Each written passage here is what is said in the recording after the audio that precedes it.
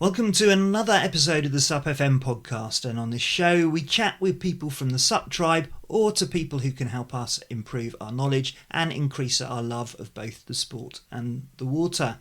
Every episode is intended to inspire you or to help you to get more deeply immersed in the sport, whatever your current experience level, through my conversations with guests who include leading athletes, scientists, explorers, TED speakers and New York Times best-selling authors. If you would like to support the podcast, please subscribe on your podcast platform of choice. And if you're already doom scrolling, then why not also take the opportunity to make sure that you're following us on Facebook, Instagram, and our new YouTube channel, where you can watch our chat and some bonus content. This season is all about adventure and accessibility, and in this episode I speak to Kate Allatt. Kate is a stroke survivor who's found new purpose and a deep connection with the water through stand-up paddleboarding. And her story is one of resilience, determination, and the power of community. She shares her experiences of adapting to life after a life-changing health event and how she uses her platform to inspire others to find joy and challenge in unexpected places. So I hope you enjoy my chat with stroke survivor, motivational speaker and accessibility advocate Kate Allatt. Hi Kate, welcome to the SUPfm Podcast. So much for having me. I'm so excited. Well, it's great to have you on. I know that you're relatively new to the sport for reasons that we'll get into shortly. And before we talk about the benefits that you get from the sport and where you see your SUP journey progressing in the future, the context and the background of this chat is an incredible story about a catastrophic health issue which came out of the blue, which was your brainstem stroke, and also encompasses your quite remarkable recovery and what followed afterwards, which not surprisingly developed into a really clear life purpose which came out of that experience to educate and support people and their families who've been through similar experiences to you. But if I could just take you back to the time before the stroke, you were living a life which was incredibly busy. You had children. I know you had some other acute stress going on, but you're also a really keen runner, but just not just any runner, a 70-mile-a-week fell runner, which is on a whole other level to those of us who sort of plod around the block occasionally. So could you just tell me a bit about how important the physicality and getting out there in nature was in managing your life before the stroke? Well, to be fair, I'm gonna blow this myth apart because actually, at 32, a friend of mine from behind saw me holding a pint, and he went from behind with the short haircut. "Excuse me, mate." And at that point, I realised I'd had two children at that point, and I thought, "Oh my gosh, I've put on so much weight. I'm butch."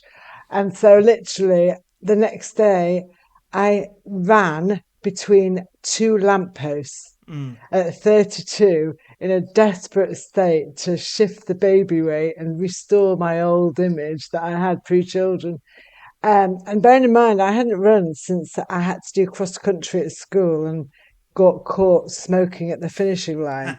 So I was not a sporty person, but running between two lampposts within 6 months, I could run 20 miles and it became obsessive. I mean, I used to I did a half marathon in 1:38. Um, but it was my release. I used to do the right left game. I never knew where I was going to go in the fells, and I never told anybody, which was fatal, really. But it was just space thinking to. I had my most creative moments when I was on the fells. I'd have music playing, and I never could tell you what record I listened to. I was stressed. I'd come back completely chilled. It was literally a drug for me, really, a massive drug, and I became obsessed. I've got an obsessive personality, so Well, yeah, but that's good. yeah, well, exactly. Sometimes it helps, doesn't it? But yeah, I've run a few marathons in my time, and there's something about the meditative effect of running, which we get from paddling as well, which really sort of calms. Oh, completely. And as we'll discuss, I I've missed it. I can't put into words how much I missed it. It was my solace. It was my peace. I was a very busy hands-on marketeer. I had my own business. I had 3 kids, 4, 8, and 10 at the time when I was 39. Um, I was trying to be the best mum. I dropped the kids off at school, always pick them up, then work from 8 till midnight to pick up my emails I'd missed doing the school pickups and friends and everything else. I worked, I don't know, 18-hour days. I mean, it was frenetic.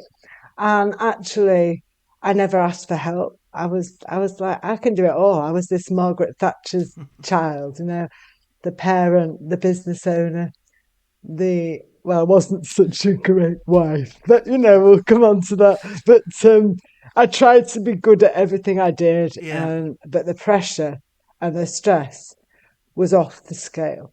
Yeah. And that leads us on to the events leading up to the stroke. And what happened shortly before that? And when was it that you realised that there was something seriously wrong? Well, on the 2 weeks in February or end of January 2010, I had really bad headaches, and I ignored them because I was too busy. Like a lot of people, I hadn't got time to be ill. And 2 weeks on, the headache got really bad on the 6th of February. And I actually, with some paracetamol, I ran round Chatsworth with some friends on my Saturday morning run, but I had the headache. And then the next morning, my husband was so annoyed about me moaning about my headache that he frog marched me to the walk-in centre. The lovely nurse spotted my slurring and sent me to A&E on the Sunday, the 6th of February 2010, with my kids. And he said I was just stressed. Go home with cocodamol. Never scanned me. Never did an MRI scan. I'd never been to hospital. I hadn't got I never went, and sent me home. And 4 hours later, I collapsed on the floor I slid off the sofa, wet myself, and then landed on the floor. And all I could do was hear and people rushing around. And I was aware that I was trying to speak, and my head voice was saying, "What's happening to me?" But nothing was coming out of my mouth. Um, and then for hours, I was in and out of consciousness on the lounge floor. And eventually, I heard my ex-husband say to the paramedic, "What's wrong with her? She had a fit." And he said, I'm sorry, it's much more serious than that." And then I went bundled into the ambulance, sent back to the hospital that had turned me away 4 hours earlier, with the same junior doctor who went very grey at the time. And within about half an hour, I was in a medically induced coma and on a life support. So just 12 hours from that run round Chatsworth, I'm on life support.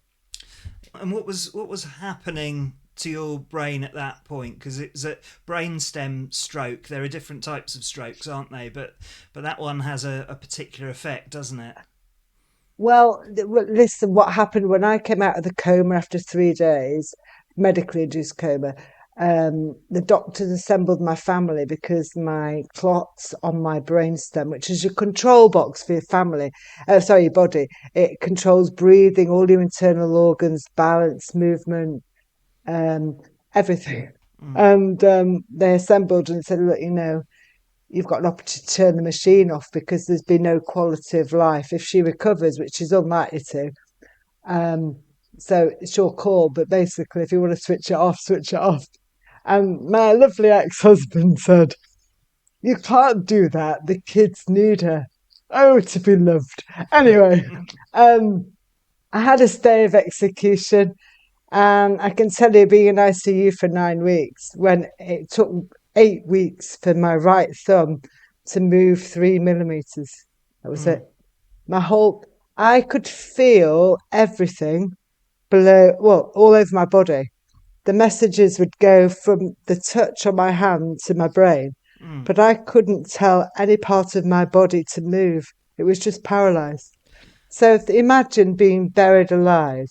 I could feel, see, hear, understand everything, but move nothing. So I was considered vegetative by doctors, which I wasn't. It's pretty grim. Well, I can't think of anything worse, and hugely claustrophobic. And as you say, it feels like you're being buried alive. And you were suffering from something called locked-in syndrome. Yeah. So basically, your textbook on that, but you could hear everything that was going on around you. Is that right? I could hear everything. I could hear, and if my head was turned in the right direction, because I couldn't move my head, I could see in my field of vision what was going on. And all I had in ICU was the most distressing time, to be considered unable to communicate and unable to understand, doctors messing with me, changing me, doing things to me, not talking to me, talking over me. All I had was a clock on the wall. Every hour was like a week, and every week was like a month. It was, I mean, it was truly horrific. All you had to look forward to was 8-hour meds where you got medication, turning in the morning, then 12-hour, every 4 hours you were turned. Imagine lying in one position for 4 hours, no movement. And then 4 hours later turned again, and then ready for bed. So my bed was the lounge, was the bathroom, was the kitchen. I was obviously nil by mouth and had to be fed through the tummy. Had a trachea because I couldn't breathe myself, and had the most horrific separation anxiety. You know, my kids were 4, 8, and 10. I was the hands-on super mum. You know, I, and then all of a sudden, I had everything stripped away from me. I wasn't the daughter, the mum, the wife, the friend, the social organizer. I was literally, who the hell was I? I was lying there thinking, I don't know who I am anymore. If I can't do these things, what am I? Um, and we talk about people walking around with masks on there. They're always they're people. They try to be something for somebody else, and they're not. None of us are very true to ourselves. But I think in that situation, I had everything immediately stripped from me. My whole being, my whole meaning of me, what defined me, gone. I had no function, no definition. I was scared. I was scared because of what if there was a power cut? Who'd breathe for me? I mean, talk about vulnerability. I was absolutely devastated to be away from my kids. Devastated. Um, and yeah, all I had after 8 weeks was 3 millimeters, Well, and I had to rewire my whole brain. They call it neuroplasticity. yeah. Well, I want to talk about that, but first of all, you were stuck, and people were having conversations around you, and I know because my wife used to do sort of research into brain injuries. That there's something called the Glasgow Coma Scale, where there are tests to assess the degree of consciousness of the patient.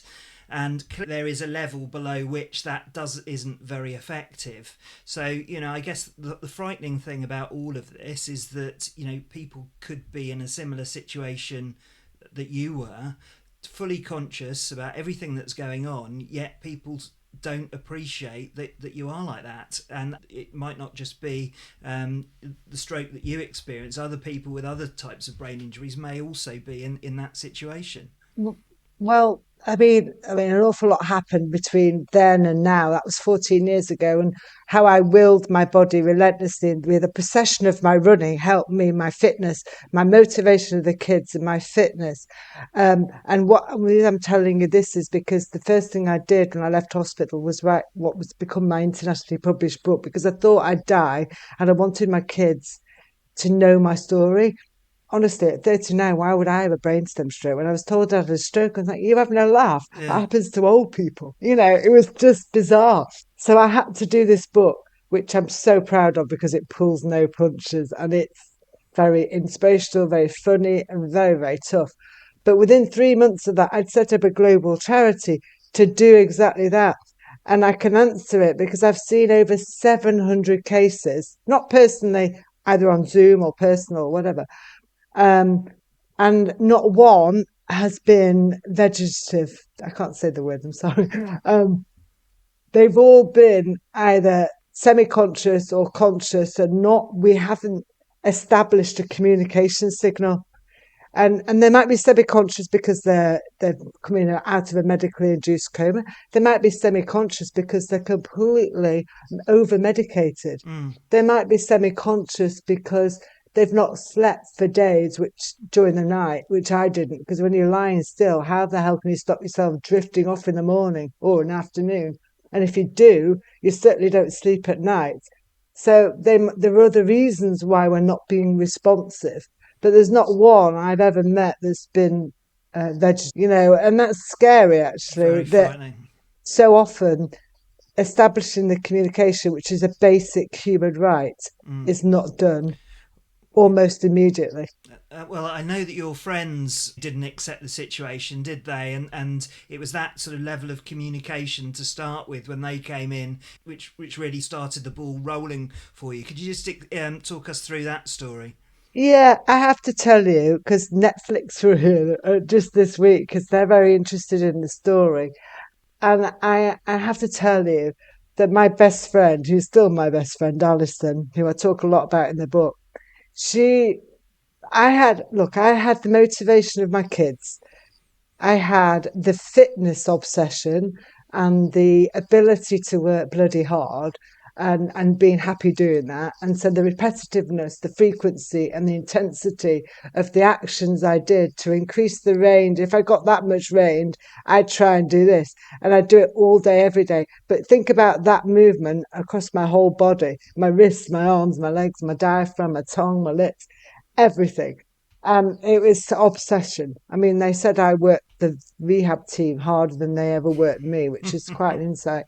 But with the kids' motivation, with the running obsession, with my age, with my little chip on my shoulder that I have from being a middle child, all that, and a bit of luck. Let's get me wrong. If I had a bleed that had totally wiped out my pons, I would not be here now. There was a little tiny channel left from the clot. And that's how my brain rewired. It rewired round the little channel. But without Alison, it wouldn't have mattered any of that, because she was the piece of jigsaw that I needed. She was my voice.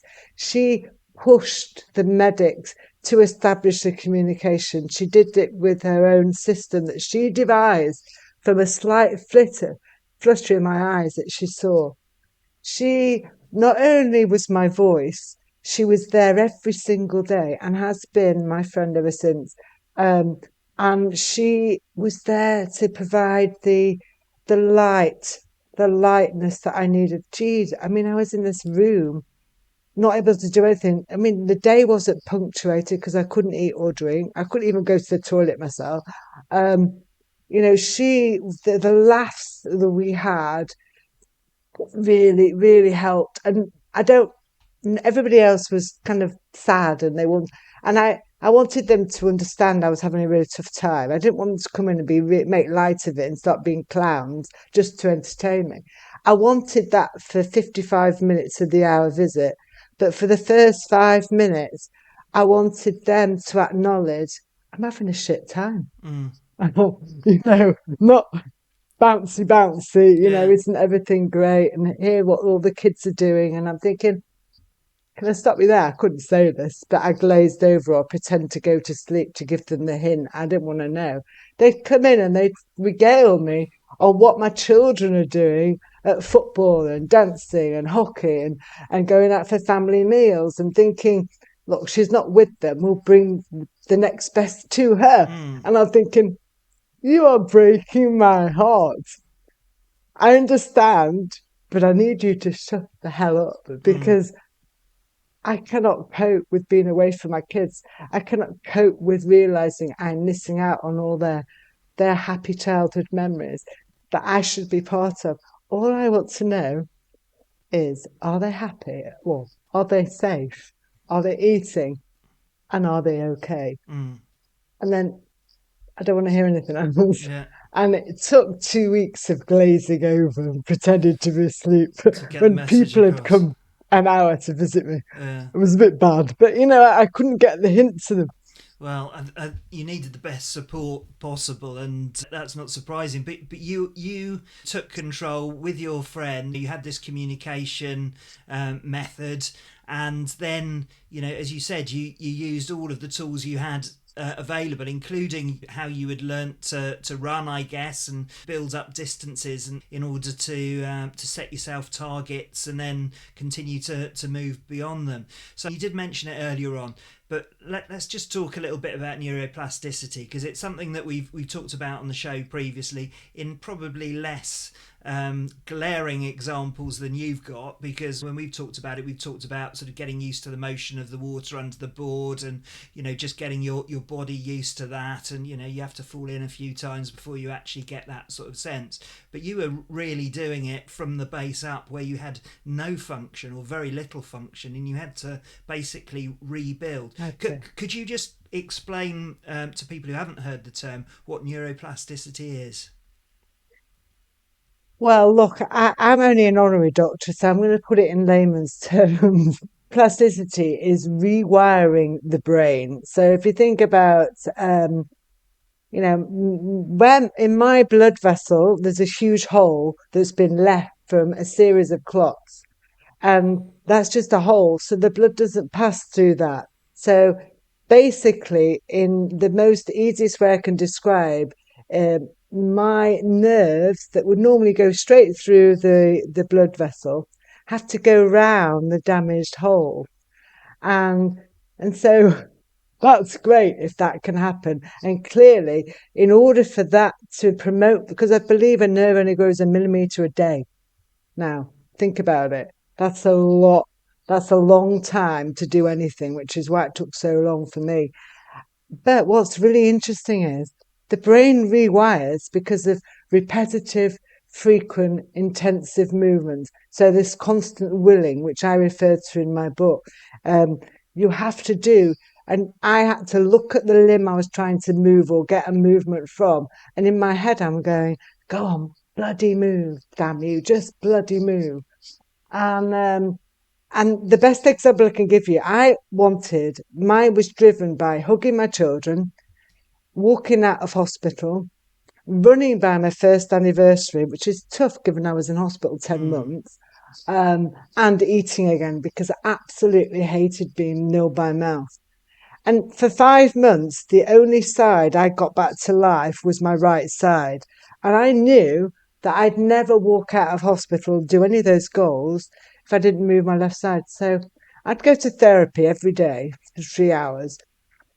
And in the afternoon, I could watch crap TV, or I could sit and work on my things, limbs, whatever, which is what I did. I'm not an average patient. Now, I appreciate that, but I'm also not a social sloth. But I had a real drive to get home. And the best example I've got is I'd lie in bed and I'd be looking at a big left toe. And in my head, I'm looking at it going, move, damn you, just bloody well move. And the thing happened for 2 weeks. And then I got a little flicker, 2 flickers in my left toe. And then it fatigued. And I thought, oh my God, have I just imagined that? Because I wanted it so badly. And and then I waited 15 minutes and I got 4 movements, just tiny movements. And then I went in my head thinking, oh my God, if I can make that move, that toe being the farthest from my brain, then game on for the whole of my left side. Because, we talk about growth mindset. That's theory. I'm not into theory. I'm into do what you say or the till. I'm the Ron Still girl, really. But it was never if I could run again then. That moment, that toe movement was like, game on. It's when. I don't know when will be, but it's never not going to happen. And it's that positivity. And I have to be honest with you, there's a really good reason I mentioned that example. I had to do it all with my body, everything. Because I don't know if you only watched Kill Bill, but there's a scene when Uma Thurman left hospital, she escaped, and she's in the back of a taxi and she's looking at her toe going, move, move. I did that in real life. Incredible. It's amazing. It's And absolutely... all the way through this, I can tell you the other inspiration, because there was nobody like me going visiting people with locked in around the world, inspiring them to try and be the best versions of themselves, because we're all different. But in the background was the Rocky Two blooming climbing thing. at Philadelphia Yeah. steps. That was it. That was, you know what I mean? In fact, that's why it's tattooed on my arm. But that's all I had. Yeah. It was whoa, I'm gonna do this. So I did. That's incredible, and that real sort of focus is amazing. And neuroplasticity, it's the brain is flexible enough to rewire itself Yeah, around things, yeah, around yeah. obstructions. Particularly for stroke victims, there is a lot of progress that can be made, but it requires a lot of faith to practice that. And what you are effectively doing is kind of visualizing it first and willing it to Oh, without happen. question. And the brain doesn't know the difference between visualizing things and actually doing them. So you are sort of doing it, but that You have to, and consistency... I give this advice, but I do there's three elements: repetitive, frequent, intensive. The number of repetitions I did was off the scale. I mean, there was some research in Japan years ago that said the optimum number was 7 days a week. A lot of people they do in their session twice a week, and that's it, or even once a week. I'm not going to do anything. It's 7 days a week, and I did thousands a day. I didn't count them, but I knew I was, because it was literally doing it all day with a 10-minute break all the time. That was it. Never stopped. I was as relentless as I was with a runner. I was obsessive. They wrote me off, actually, because they wrote me off in a 6-week review, and they were going to put me in a nursing home because I wasn't getting it any better. And that moment when they wrote me off, it was, I'm going to I'll prove you wrong. And that's when I started posting on social media with the nurse's station computer. I had two fingers on a board at the that I will run again. And the thing was, I am very competitive, and I was competing against me, but making that public pledge that I was going to run again, and being that person that will never lose face, or will try never to lose face, I knew that if I'd said it, I've got to bloody well do it.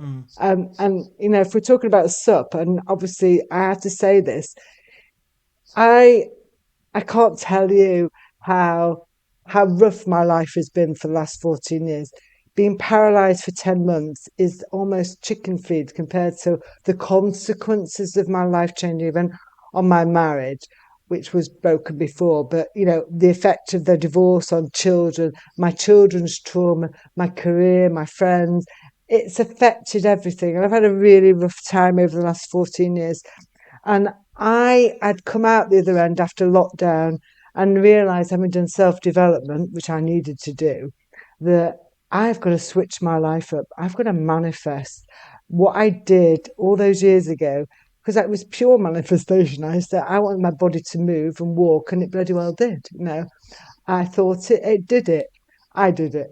And I was stuck with my wellness, that I needed to find a way out to switch my life up. I got away from my toxic marriage.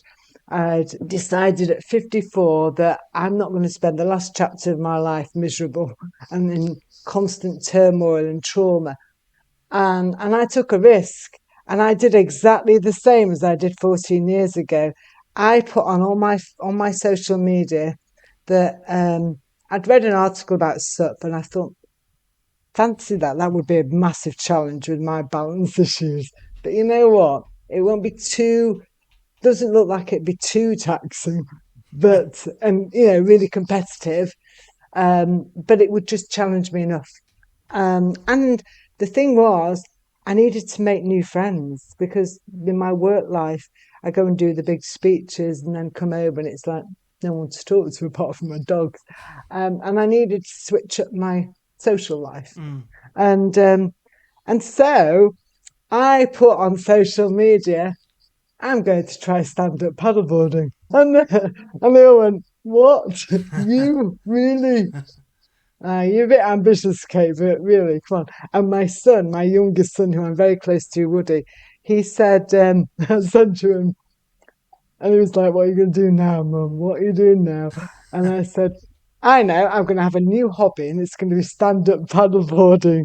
And he went, "Yeah, good luck with that, Mum." There you go. And That's the challenge, isn't it?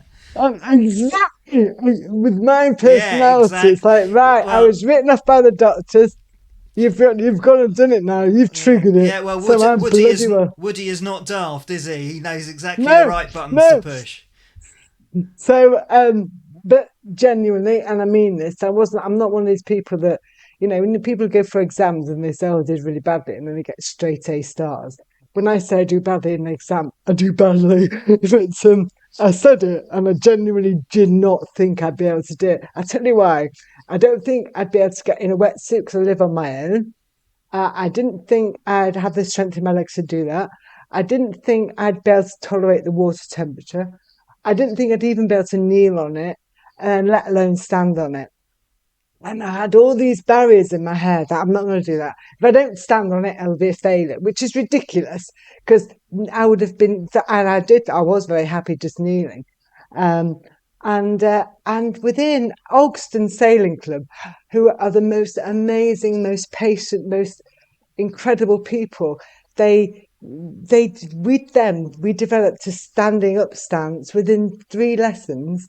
I started in May this year, and within 3 lessons, they videoed the stance that enabled me to get my feet by the middle board of the board, and I was able to copy it. But I actually seeing it, I'm very visual, funnily enough. And when I saw myself back on the video, it was implanted. Then it's like, oh God, I can do this. I know the technique I've got to do, which is unique to me. Oh my God, I was bloody bored. It was just, oh my God, Amazing. I bloody well did it. And people who followed me, they're like, how the hell? How the hell? It's like, I'm not trying to be pushing the envelope all the time, but I wanted challenge, I wanted new community, I wanted to be safe. But what I found in doing it was, we talk about mindfulness. I do a mindfulness journal every day. I try and focus on what today has taught me, not why all the shit happens to me, and what I'm grateful for and all that stuff. But when you do paddleboarding, it can't help being mindful, Exactly. because for me, it's like, I'm like that swan, and Yeah. I'm sort of doing this paddling. But underneath, I'm like, my legs are doing that. Well, they're not really because I'm on a board, but you know what I mean? And I'm trying so hard to stay on the damn board Yeah. and I can't think about anything else. Yeah. And so I'm in the moment. I am in the moment. And I actually can take pictures on the board, which is my other big passion, photography. And we have great chats at Ogston. We've got plans to go and do all sorts of other trips. They're just brilliant with me. They accept me for me because I felt judged by people who knew me before, and they like me, or they seem to like me. And I'm like, I'm not bad actually. I'm all right. I'm not this crap shit person that I keep being told I am. And and I can't tell you how wonderfully welcoming that community has been. And I am so happy because I literally switch off. My brain chatter Mm. stops. And I look at the water and we chat and we laugh. And I fall in quite a lot. But you know what? It's okay. It's Well, a soft well, landing. well. And You know what actually they I can say about that, self-rescue. Kate. You know what they say about that, Kate. If you're not getting wetter, you're not getting better.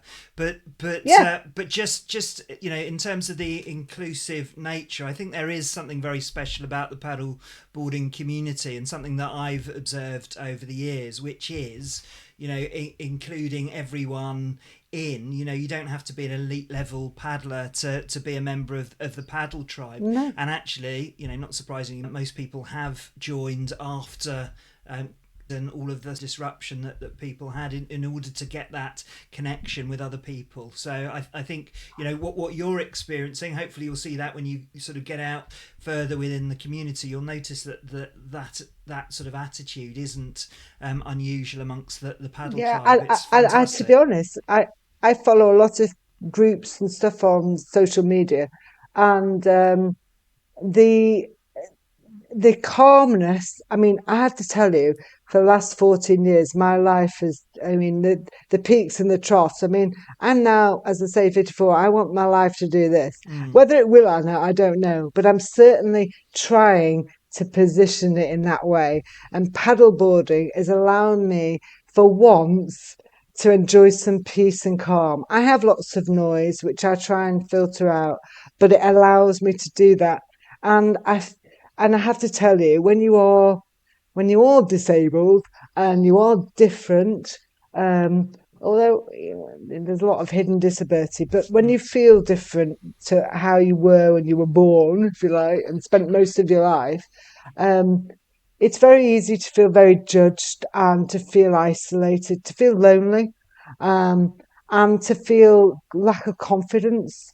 Um, and when I went for my first lesson, I was honestly in my car, and I've got the Red Hot Chili Peppers on, followed by, I don't know, Radiohead, and in between the records, I'm like, I'm gonna bloody well do this. I'm gonna do this, and I'm like, shout. I'm not just me in the car.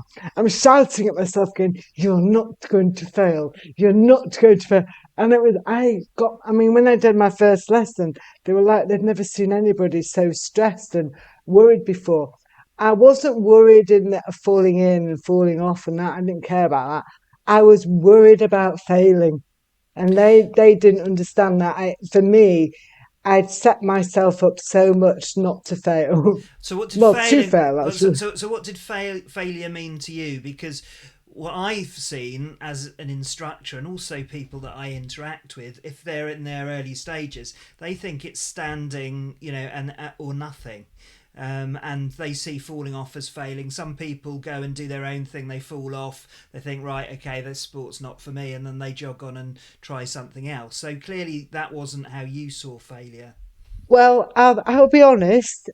Initially, and in week one, I wasn't expecting to stand up in week one, but if I didn't stand up, I was going to spit my dummy out. I was like, right, I'm walking away. And but I instantly really hit it off in that community. And bearing in mind, when I did my running, I mainly did it on my own, in between looking after kids and working. I had to. But it was like, I didn't know, I didn't factor this bit in. I factored in doing stuff, but I didn't factor in, I'm going to meet some really nice people who make me feel great about myself. Um, and that then it was like, well, maybe if I don't stand up, it's not so bad, because being part of this community at Ogston and just the paddleboard community generally is just, I just felt in such a peaceful, it was such a great vibe. And so took week two, and I'm thinking, well, it wouldn't be so bad if I only knelt. It's fine. The only problem was if I stayed kneeling too long, I got stiff. So I often found that the best thing is to get on the board and get up straight away, spend as much time as you can up, and then go on your knees and carry on being a bit more social. But it was more the the stiffness I got from being in the kneeling position actually was the problem. Not feeling like I'm a second rate paddleboarder because I only kneel. Because actually I quickly got over that. But initially I thought, I don't want to be second rate. I'm blooming disabled as it is. I don't want to be different. But I never felt that. Yeah. So I brought my own judgments and my own cognitive bias. And actually, like they said to me, listen, Kate, it's colder now. Because I was said, oh, maybe I'll get a cold water shock and give myself a heart attack falling in. And they said, listen, Kate, we all know you can bloody well stand up. If it means in the colder months you do it kneeling, then what the hell? Just do it. I don't know. Absolutely. Yeah, and got and, a you, good and you've point got there. and you've got your neuroplasticity to rely on as well, because as you get more used to things, the whole thing becomes a little bit easier. So that's Well, incredible. the fear of falling was obviously a lot of that wasn't really because they started in May and June. It was nice temperatures actually this year. The fear was what the hell? And there's a boat there at the sailing club, so you're going to get rescued. But I didn't want the indignity of being pulled back on a boat. So the stress I put myself under was how the hell am I going to self rescue? I don't want to be like that person that's always needing the boat to rescue her. And then when I did it, and I did it over and over, it wasn't just a fluke. It's like, who gives a stuff if I fall in? I can get back on. Yeah. But it's these hurdles you have to go through. And one of the things that I'm so passionate about is, look, I've had this speaking career in the health, it's inspirational career. I'm talking to leaders all over. And I feel that I would love to use my experience, because I design training and stuff, to educate and to increase engagement amongst the diverse community, people with disability. Because I honestly think from the wellness side, it's been extraordinary for me, because I could read mindfulness stuff and listen to YouTube videos, but I can't but just focus on stand-up paddleboarding when I stand up paddleboarding, and it is just incredible. And the friends I've made are amazing, and the support, and just feeling like I'm just Kate. I'm not disabled, which, you develop that when you've got a bit of a limp and you've got balance issues. But they don't make me feel any different to anybody else. I'm just one of them. And so for me, knowing how my peer mentoring in young stroke, has had a huge impact on outcomes, on wellness, on individuals and families. I I honestly think there's a sustainable peer mentoring model there that could um, help people like me, give them purpose and worth in life, helping other people by being their mentors, but being mentored initially, and the power of peer mentoring to improve outcomes, because it's proven. And to use that in paddleboarding would be where I'd like to take my next chapter. Because I think it's so linked, going and educating, going and talking to people in disabled groups, talking about and actually helping people get on a board and adapting it to, so that they can do it and enjoy this piece. Because I can tell you, anybody that's struggling with any sort of physical or mental disability or difficulty or challenge, they need bloody well peace. Life's tough. And honestly, paddleboarding and being credible, that's the big seller, because, coming from my background, that's more likely to have to engage people and to switch people on. And which is why I think, with my background, my story, what I do is, I'm not just talking the talk, I'm walking the walk. And I know it's powerful, because I can tell you most people will listen to a peer mentor, whether it's cancer, stroke, or road traffic accident, whatever it is, over a doctor, and then get the doctor's opinion. And so, because they want to listen, because there's an intuitiveness, there's a credibility there that you just can't buy. And so I really believe there's an option to get involved in the education side of it. I also think, I wonder if I could be a coach at some point. You absolutely could. You absolutely could. And obviously one of the draws, apart from your incredible story, this season we're focusing on accessibility and adventure. And I've had several guests on who have been in similar situations, different sort of health issues, but there is such a need for this out there. SUP as a therapeutic tool, and we've done the stuff about Blue Mind. I've spoken to the author of that book, and we understand about nature and how important that is. But there's also something special about stand-up paddleboarding, which I hope that we're not going to lose as it becomes sort of more mass, a mass popularity sport. There's something that we started this podcast talking about, which is the aloha factor, the elements of paddleboarding which talk to the Polynesian culture of love and inclusion and equality and all of that sort of stuff, and I think that stuff still applies to the sport, and I certainly see it in all of these community groups that I occasionally go out and paddle with.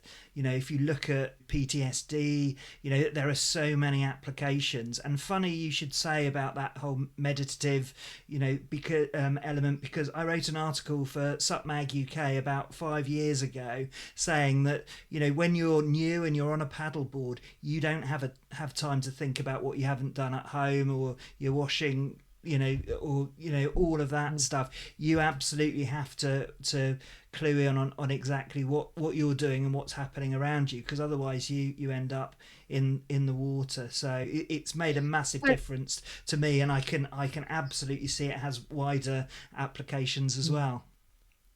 And I have to tell you, because I can reference it to so many massive pivotal moments in my life. The first time I could blink to communicate, so my world was unlocked. I wasn't just trapped inside. I was still paralyzed, but I was this thinking being that my friend always knew I was there. To the moment my big toe did the little flicker on my left side, to the moment I stood and travelled on a board on the water with a few knots of wind, and I stayed upright. I cannot, I could bottle that feeling. That, can you imagine that anticipation of, you're going to do this because you told the world you're going to do it before you've done it, because you don't want to lose face. Then, you try like hell, you fall in loads, as Nelson Mandela says, and I try not to think of failing. He said, I never lose, I win or learn. Yeah, And what I learned by falling off was, I learned how to self-rescue. there you And go. I also learned that I needed my feet in such a position near the midpoint every time. If they were too far forward or too far back, my little head freaked out. I was like, no, I need to be in that position, Yeah. because I don't move around the board. I'm not nothing like that. I've only been doing it since May, and that would freak me out. But if my feet are planted in the perfect position for me, I can stay upright for 2 hours. Mm. But if they're slightly forward or slightly back, I go in a freaky mode. So, but the point is, that feeling of achieving, accomplishing, was off the scale. And I've not had that feeling for quite a long time, because I've always been playing catch up in this normal world we live in. Um, and feeling like a level playing field. We're Mm. just all sitting chatting about, I don't know, what we did on Saturday night, or what we're going to do next week, or whatever else, and feeling a part of it, not like the disabled one in a corner. Um, and feeling happy, Mm. and actually having some joy in my life, because, and I want to bore you, but the last 14 years, lots of business losses, marriage breakdown, children's trauma, losing friends. I could go on and on and on. It's just been horrific. So for me to enjoy some peace, some calm, and some joy in a Well, social environment is amazing. It really is. that's fantastic. Well, can I formally say to you, welcome to the Paddle Tribe. I mean, it's slightly belated because it's May and your friends have welcomed you already, but it's an inclusive group, and we're incredibly pleased to welcome you on board. And you will notice that there's a particular ethos within the sport as well, which is very welcoming. And there's It lots of is. there's lots of events that go on. There's some stuff which is the hardcore sort of racing stuff, which I imagine you'd probably have to lead up to. But there's lots of other stuff that goes on across the country as well. So there's lots of opportunities to widen your contacts and so on, and it's a nice And tribe to to be be part of. honest, come next year, because it was obviously my first year, and it's been wonderful because the weather's been fab for it, and there's hardly been anybody at the Ogston Sailing Club, and and so I felt like I've had the whole lake to myself, with a couple of people that have turned up every week. Um, and yeah, I've got a bucket list of places I want to go to. So I'm always ears out thinking, where am I going to go to next? I think the race thing's a little bit ambitious at Well, this point. But you this never. winter maybe, but never say never. In Exactly. fact, there's an adaptive racing competition. So I've been involved in the Super Championships down in Torquay. There may well be a Northern SUP Championships. I know you're right in the middle there, aren't you? But they're working for adaptive racing there. So I think someone with your competitive nature, I think it'd be a waste not to get you involved in that at the very least. Well, But do you know, I have to throw my hat in the ring. I would obviously love, I think I've got about another 20 years of work in me, to do something that, you know, ticks the box for me because it's an interest, ticks the box for me because there's a little, I'm trying to be a millionaire, but it would help pay the bills, ideally. But in the meantime, if I could do something that would be a stepping stone, I'd do a lot of voluntary stuff anyway. I'd be willing to do it. You never know. I might find Mr. Darcy out there, single. Well, there you go. That would be ideal, going off on the SUP adventures. But no, seriously, I genuinely am. I hope that comes across. I found my tribe, and there's sayings where you can't force things; things will just happen. And at times, and I have been very dark. I have wanted to end things a couple of times. It's been very, very dark. But actually, at this point now in my life, I'm like, well, it's not perfect, but I'm making changes. I'm not waiting for things to happen to me. I'm trying to create a change. And actually, the biggest change this year has really been so positive for me. It's really brought me to a new community, new friends, and a new reason to get up in the morning. And I'm really happy doing it. And I think if I could combine that with promoting inclusivity, one way or another, then fantastic, because that's what I'm going to be. My kids are getting old now; they're doing their own thing. I think it would just be ideal for me, really. Well, I think there'll be lots of receptive ears out there. There is work going on in terms of inclusivity in lots of areas, and we can have a chat after the recording and link you into some contacts there, because I think you'd be a fantastic proponent of encouraging people and just showing your own example and the benefits that you've got from paddleboarding. It's quite an incredible. And I think the thing is, I was so unconfident. I'd convinced myself I couldn't do it. I wanted to do it, but I really genuinely didn't think I could do it. And I didn't like to fail. And I had lost my personal confidence because I've been battered and battered for so many years. And it takes it out of you. And I know how hard it is. You might your head says do it, your heart says do it, and your head says don't. You've got no confidence. I know, and it had it not been for the patience and the genuine patience, the genuine warmth that I received and support, that they were going to really, they saw how important it was for me to get up on that board and to actually just kneel on it or whatever. But I did get up. They did help. I mean, I didn't do it on my own. I had to have the help, and they did help me. But they were so patient, so warm, and three lessons down, my confidence built. It was really rock bottom at the start, and I think that's a big advantage of someone like me is really understanding, and they understood my lack of confidence. But for me to be so empathetic and so credible in helping them make that move, that first step's the hardest step.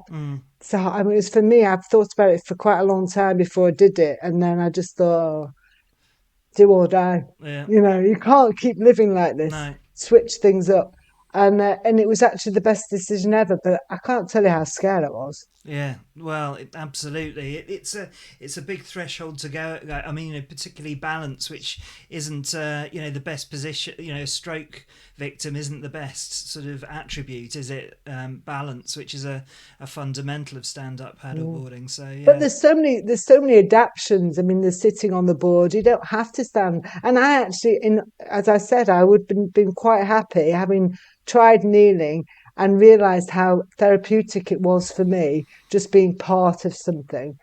But I did stand, and I'm astonished I did, but I did, and I love it. All right, I might not be able to stand for as long as everybody else, but you know what? I don't care. I can do it, Wow. And I just think it's so powerful to be around people, to talk to people who just get it, and they don't have to explain it. They don't, people like yourself. I've probably got hours and hours and hours of coaching, incredible coaching and results. But there is something so powerful about somebody who are just going to get them over that first little threshold, Exactly. dip your toe literally in the water and give it a go, because what the hell have you got to lose? Because, it could transform your life. And to be fair, it has transformed my life. I'm sort of, this year, 2024, is going to be quite a big year for me, that I've made some quite big decisions.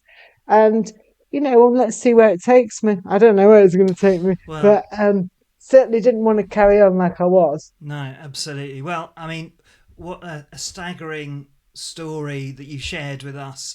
About your experience, your recovery, and obviously the role of stand up paddleboarding in there. And I feel very privileged to be sharing it. And if you want to find out more detail about Kate's experience, you could probably start with her TED talk on YouTube. There are a number of other fascinating videos on there, and her website is linked in the show notes. Kate, thanks so much for joining us for this hugely inspiring chat, and hopefully at some point in the future I'll see you on the water. I look forward to it, Simon. I really enjoyed it. Thank you so much. Really, really.